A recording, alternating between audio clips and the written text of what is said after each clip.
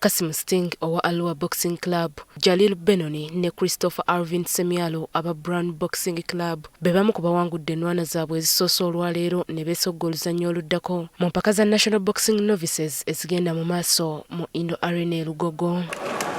Fight enyanguyidde sijja kugamba nti nkalubiriza lwa nsonga na traininga nnyo ate si ne gwenzanya naye tamaze kola awundi esooka kati kiteezaawo mba trainings enkozi ekisookera ddala ekinyambye wadde training kuba madde nteekamu nnyo eza sacrifices z'amaanyi n'ekirala lemeddeko.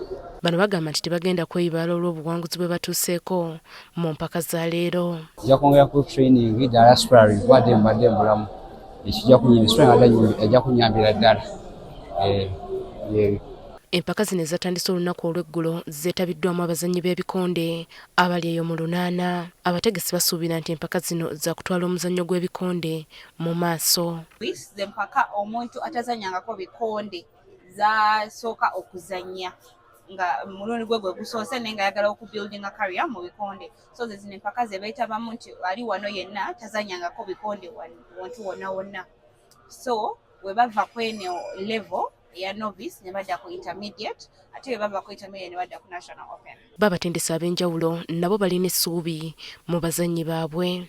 Sefa tukyakola bulungi era nkakasa tujja kukola bulungi. Gye twazanyisa abazannyi bana for the start ne bawangulako babiri ne tuwanguzaako babiri. Empaka zino za kumala wiiki nnamba nga ziyinda oluzikomekerezebwa ku lw'omukaaga lwa ssabbiiti eno e Lugogo. Abazannyi abayitawo bakwesogga empaka za intermediates olwo bagende mu National Open okusobola okufuna omukisa okulwanirwa ebifo ku ttiimu y'eggwanga. Sharifa Nambi, NTV Akawungezi.